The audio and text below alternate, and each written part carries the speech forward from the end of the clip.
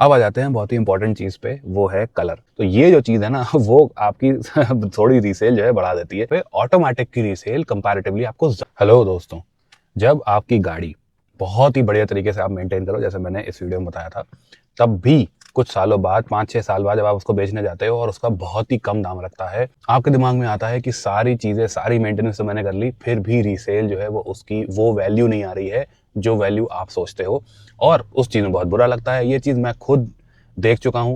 तो इसी वजह से मैं आज आपको बताऊंगा कि कौन सी चीजें जो है वो गाड़ी लेने से पहले आप ध्यान रखना, जिससे आपकी जो है वो ओवरऑल गाड़ी की जो रीसेल है वो बहुत ही बढ़िया रहेगी। इवन लेने के बाद वाले जो फैक्टर्स हैं उसमें मेन मेंटेनेंस है, उसकी मैंने वीडियो बना दी है, लेकिन लेने के पहले भी बहुत सारे ऐसे छोटे छोटे फैक्टर्स होते हैं जिनकी वजह से आगे चल के आपको रीसेल बेटर मिलेगी अपनी गाड़ी की। मैं आपको मेन फैक्टर्स बताऊंगा और इवन ये भी फर्क बताऊंगा कि बड़े और छोटे शहर में भी, क्योंकि देखिए बहुत सारी चीजें ऐसी होती हैं जो डिफरेंट मेंटालिटी होती है एक मेट्रो शहर में और एक छोटे शहर में, उसको भी मैं आपको बताऊंगा कि क्या चीजें मैटर करती हैं आप जिस शहर में हो उसके हिसाब से। तो लेट्स स्टार्ट द वीडियो। मैं आपको होस्ट दोस्त सुयश, आप देख रहे हैं ड्राइव एंड लेट्स सी कि क्या फैक्टर्स आपको देखने चाहिए अगर आपको रीसेल वैल्यू बढ़िया चाहिए।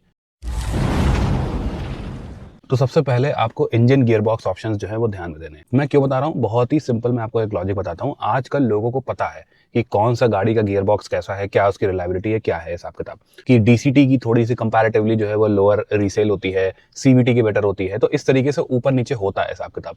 तो इसी वजह से अगर आप एक सिंपल टॉर्क कन्वर्टर या एनए इस तरीके से गाड़ी ले रहे हो, ब्रेजा ले रहे हो, या फिर even Seltos, Creta, IVT 1.5 litre ले रहे हो, तो जो मेट्रो सिटीज हैं वहां पे ऑटोमेटिक की रीसेल कंपैरेटिवली आपको ज्यादा मिलेगी इन द कमिंग ईयर्स। तो अभी भी ज्यादा मिल रही है, जो स्टार्टिंग में आप 1-1.5 लाख रुपए एक्स्ट्रा लगाते हो वो आपको मिल जाएंगे, क्योंकि मेट्रो में ये चीज रहती है कि बहुत ज्यादा जाम वगैरह रहता है, तो आदमी सेकंड हैंड गाड़ी भी ऑटोमेटिक ही लेता है। स्पेशली उनको पता होता है लोगों को कि हाँ हाँ कौन कौन सा ऑटोमेटिक जो है वो ज्यादा रिलायबल है। तो होंडा सिटी का हो जाता है, या फिर इवन एलिवेट भी अगर आप अभी लोगे, तो ये सारी गाड़ियां जो हैं वो वरना हो गई, जितनी भी हो गई 1.5 एनए सीवीटी या टॉक कन्वर्टर विक्टोरियस हो गई, ग्रैंड विटारा वगैरह हो गई, तो इसकी रीसेल बेटर आएगी मेट्रोज में। लेकिन इतना जो है वो बेटर आपको रीसेल नहीं मिलेगी छोटे शहरों में। तो छोटे शहर में अगर आप ऑटोमेटिक लोगे तो उसका ऐसा आपको उतना रीसेल में फायदा नहीं मिलेगा।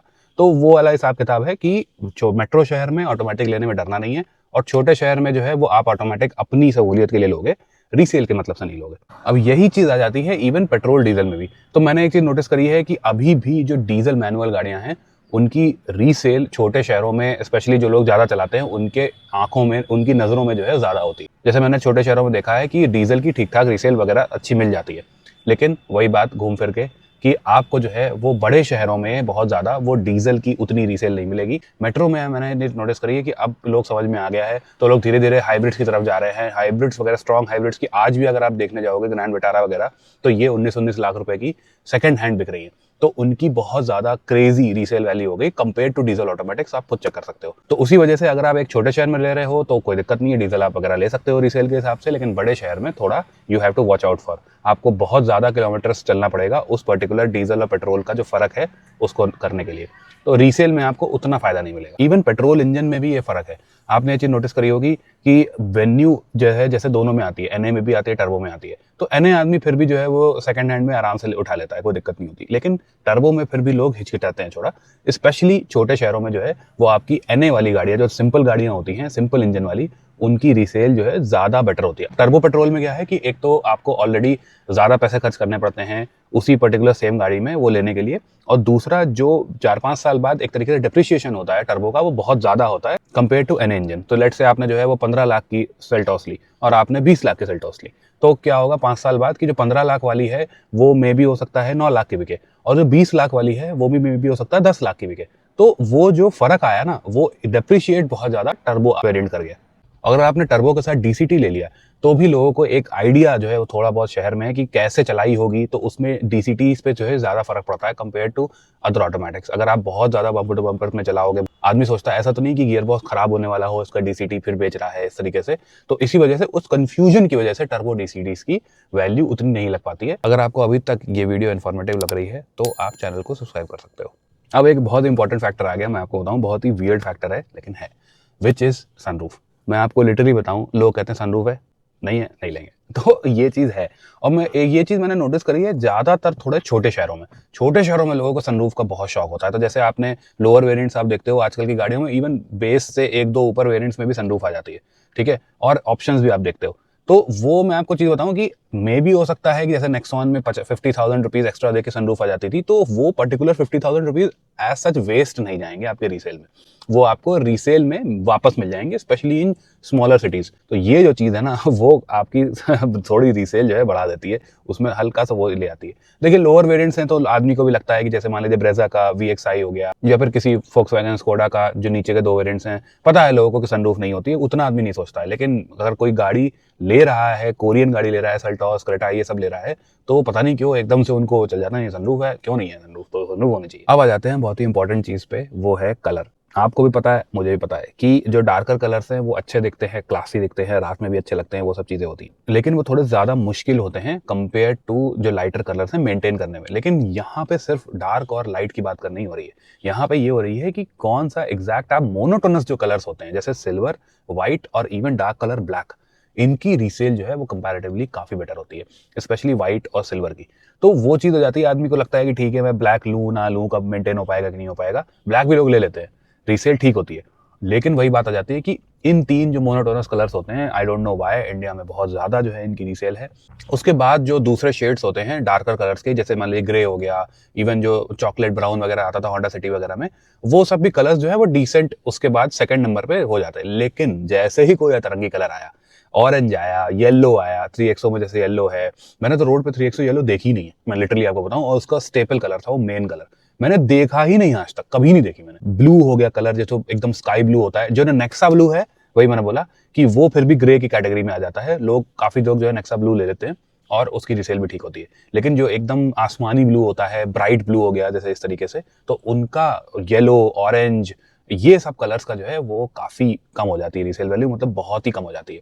तो सबसे पहले आपको रीसेल वैल्यू मिलेगी व्हाइट में, सिल्वर में, उसके बाद आपको मिलेगी black, dark grey, dark brown, इस तरीके से, मतलब डार्कर शेड्स, इस तरीके से रीसेल मिलेगी। उसके थर्ड नंबर पे जो है आपको जो सबसे खराब रीसेल मिलेगी वो एकदम चटक कलर्स में मिलेगी।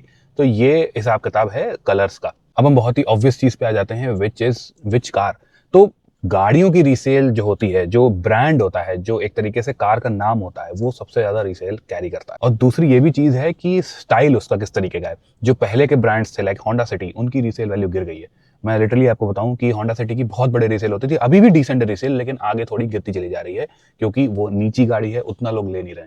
लेकिन अभी भी अगर आप नीची गाड़ियों में देखो तो ब्रांड क्या है, स्विफ्ट है, स्विफ्ट डिजायर है, बलिनो है, ये सब लोगों को दिमाग में ये है कि खराब नहीं होंगी गाड़ियां, और ये ब्रांड बन चुका है, तो इनकी रीसेल बहुत ही तगड़ी होती है। थोड़ी बड़ी गाड़ियों में आए आपको तो क्रेटा एक बहुत ही तगड़ा ब्रांड है, ब्रेजा बहुत तगड़ा ब्रांड है, तो ये मतलब ब्रांड से बिकती है। इवन और एसयूवीज में आ गए तो इवन आपको स्कॉर्पियो क्लासिक की भी जो है वो रीसेल ठीक ठाक मिल जाएगी। मेरा माउंट टूट गया, होता है। इवन अगर आपने नोटिस करा होगा कि एकदम स्काई ब्लू कलर की जो है वो ब्रेजा आती थी, उसकी उतनी रीसेल वैल्यू नहीं होगी। तो मिक्स एंड मैच अगर होगा तो रीसेल वैल्यू ऊपर नीचे हो जाती है।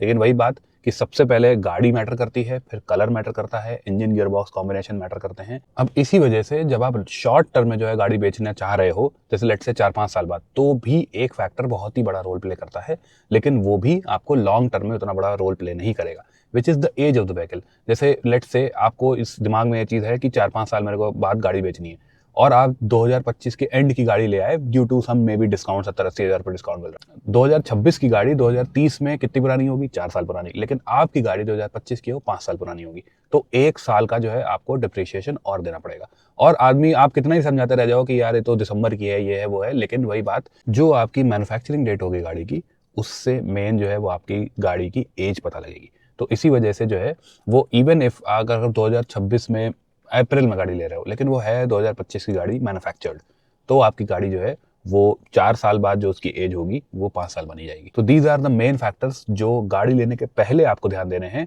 ताकि आपकी रीसेल वैल्यू सही रहे, इसमें ये कंट्रीब्यूट करेंगे।